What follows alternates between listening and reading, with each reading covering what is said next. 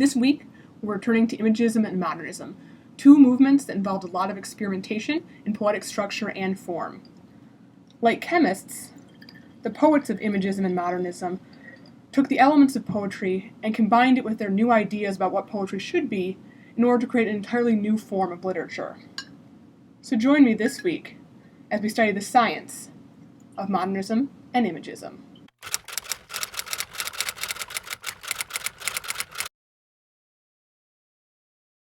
I want to give you a brief introduction to some of the ideas of modernism. The modernist period came about after World War I, and in many ways was a response to World War I.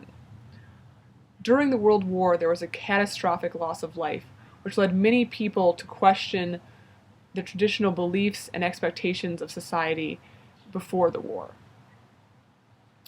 There was a questioning of the old ways of doing things in all aspects of life, but also in art. So during this time, we really see artists turn away from the traditional forms and structures of their field to recreate what art meant, as well as what art should do. As a result, we see a lot of experimentation and innovation in technique and style, and especially in poetry, a lot of changes in structure, rhythm, and what a poem should actually look like and talk about.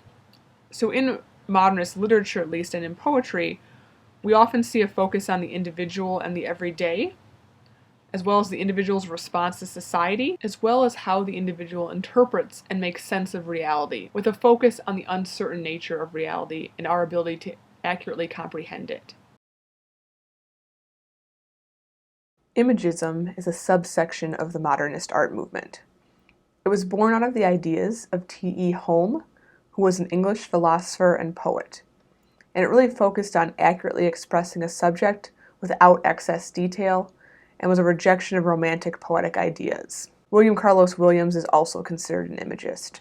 Ezra Pound and H.D. were two of the founding poets, and the movement began around 1912. The goals of imagism were to move away from some of the flowery language and romanticized ideals of the Romantic movement. So it really sought to replace vague or confusing descriptions with clarity and precision. It wanted to present the subject directly, use language efficiently, and experiment with form. And Ezra Pound, who wrote some of the rules or expectations for imagism, talked about how the poem should have a direct treatment of the thing or the subject. He states that you should use absolutely no word that does not contribute to the presentation, and that rhythm, that it should sound more like a musical phrase, not like a metronome. It was a rather short-lived movement, though, that ended in 1917, and it kind of, some of those ideas got absorbed into modernism as a whole. Robert Frost was born in 1874 and died in 1963. He was born in California, but he's considered a New England poet as he spent most of his life in that region. He moved his family to England for a time, which is where he really found fame and success as a poet, but after that he returned to New Hampshire to start a farm, where he spent the rest of his life. He really rejected some of the ideas of modernism because he really used and believed in the power of traditional forms, so we don't see him move away from that traditional structure in the same way other modernist poets do. Instead of having poems be vague and challenging, he really sought to present these more clear-cut images. So his subject matter and his themes are often difficult, but the images he uses to present those themes are often very accessible and things many readers, especially American readers, would be familiar with. He's also often considered a regionalist, as he focused on American settings, specifically New England locales, and kind of celebrated those areas as the heart of America. Wallace Stevens, who was born in 1879 and died in 1955, is another New England poet. He went to Harvard for a few years before dropping out to become a journalist. He later returned to law school and became a really successful lawyer who eventually became a vice president of his firm. So he was by no means a starving artist, as he had, his job as a poet, but also his job as a successful lawyer. So he was very wealthy. Stevens was friends with William Carlos Williams and Mary Ann Moore, and Stevens' poetry really does show a lot of those modernist ideas, like the lack of faith in religion, as many people after the war were questioning religious belief, were questioning religious tradition and doctrine, and finding that not satisfactory to explain the terrible chaos and destruction of the World War. And so Stevens himself did turn away from religion, and we see a lot of questioning of religion in his poetry. And we also, of course, his poetry shows experimentation with form and structure, as it looks very different from what we usually expect poetry to look like, and he does focus a lot on images in his poems. So Stevens also spends a lot of time on developing the subjectivity of his speakers. So we often see in his poems a speaker observing the world and kind of creating reality from those observations. William Carlos Williams, then, was born in 1883 and died in 1963. He was another poet from the East Coast, as he was born in New Jersey. And Williams, like Stevens, was also fairly well off. He trained as a doctor so he could make enough money to afford to be a poet. Despite the fact that he saw himself as a poet first and a doctor second, he was considered a very good doctor who specialized in pediatrics and delivered more than 2,000 babies in his career. Williams was friends with poets Ezra Pound and H.D. Hilda Doolittle, as well as Wallace Stevens and Marianne Moore. Williams also rejected the pessimism and negative writing of modernist poets like Eliot, though he also took issue with Frost's overly rosy interpretation of America. He really thought that Frost did too much nostalgic reminiscence of America's rural past, rather than talking about and dealing with both the positives and negatives of contemporary American society. Williams was experimental in his poetry, but he did not like free verse, a main component of a lot of modernist poetry. He strongly believed in rhythm and linking one line to another.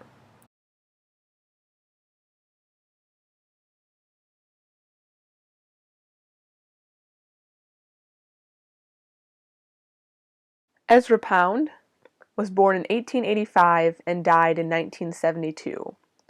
And from a really young age, as a youth in Pennsylvania, Pound had a good idea that he wanted to become a poet later in life. When he went to the University of Pennsylvania, he befriended William Carlos Williams and H.D. Hilda Doolittle. He earned an M.A. in 1906, studying multiple languages such as French, Italian, Old English, and Latin.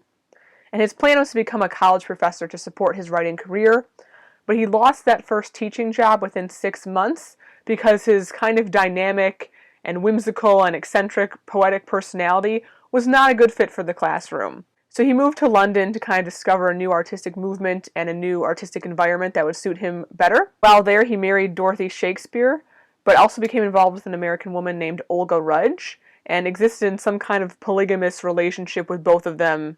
He worked for several literary magazines, so he was kind of very influential in helping expand the American poetic scene and get these younger poets published. And as we know, Pound started off kind of being the main figurehead of Imagism, but he then moved on to a movement called Vorticism.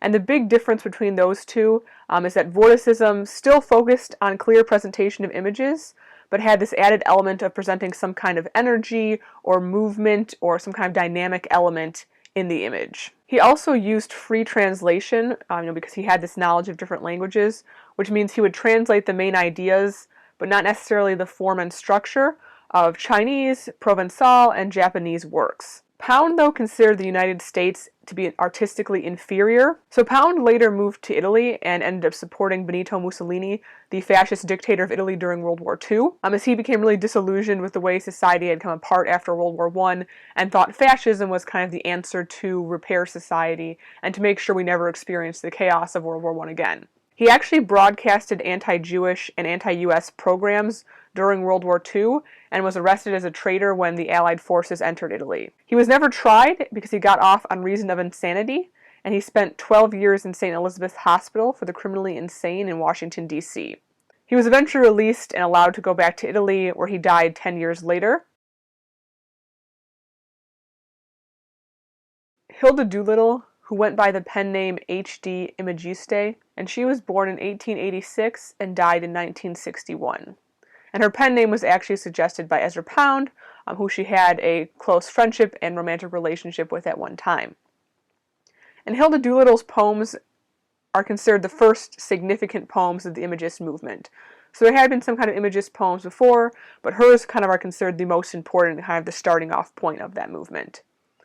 She was the only girl in a family of 5 boys in Bethlehem, Pennsylvania, and her mother was an active member of the Moravian Church, which is a Protestant branch of Christianity, and scholars believe that this kind of contributed to Doolittle's interest in imagery, as the church that she participated in was full of rituals and symbols, which kind of, led into an interest in the idea of images and what they signified. She was engaged to Pound for a time, but then moved to England and married his friend and fellow imagist Richard Aldington. Their marriage, though, did not survive World War II when Aldington joined the army. And from 1918 to 1919, Doolittle experienced a plethora of misfortunes. One of her brothers and her father died, her marriage fell apart, her friendships with Pound and British author D.H. Lawrence came to an end, she almost died of the flu, and she had a daughter who Aldington refused to acknowledge as his own. So that period was really rough for Doolittle. But luckily for her, a woman named Winifred Ellerman, who was the daughter of a wealthy merchant in England, one of the richest men in England, saved Doolittle from financial ruin. Some scholars and historians suggest there may have been a romantic dimension to their relationship. She lived in Switzerland for a time, caring for her mother and daughter, but returned to England in World War II. And in her work, H.D. was very interested in women's literary voices. She also loved history and Greek myth and kind of the Greek writers. And in addition to writing Imagist poems, H.D. also translated some poems from Greek poets or Greek writers. And her father was an astronomer, so the images in her work are very much influenced by that and the Mediterranean settings of many Greek stories. Carl Sandburg was born in 1878 and died in 1967. He was born to Swedish immigrants, leaving school at 13 in order to help his family earn money as they were relatively poor. He fought in the Spanish-American War and then went to attend college afterwards, but never graduated with a degree. During college, though, he began to write and publish his poetry. After college, he worked as a traveling salesman, he was an organizer for the Social Democratic Party for a while, and then he went on to a career in journalism. He continued to write poetry while working in Chicago's news scene. In addition to poetry, he was also a folk singer and guitarist, who wrote an extensive biography of Abraham Lincoln, a person he greatly admired. So in addition to being a poet, he had some of these other types of writing, prose, children's writing, but also was a musician as well. And he was a strong believer in the common people. And one of the goals of his art was to celebrate working Americans in poems that would be accessible to them. So again, kind of similar to the Imagists, Carl Sandburg wanted to make his poetry readily available to the public in language they could understand. And he celebrated his home region in his writing. He was born in Illinois and later settled in Chicago, so those locations feature prominently in his poetry.